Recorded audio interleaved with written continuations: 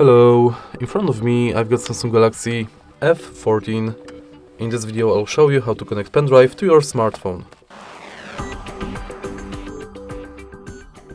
In the beginning, make sure that your pendrive has a USB-C stick.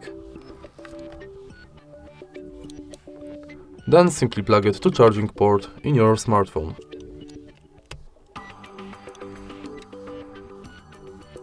Wait a few seconds. Swipe down notification bar, enter USB storage added, and now you can browse the USB storage, internal storage. If you want to enter it, you can go to Files, swipe all the way down in Browse, and here is your USB available. And that's it. If you find this video helpful, please leave a like, comment and subscribe.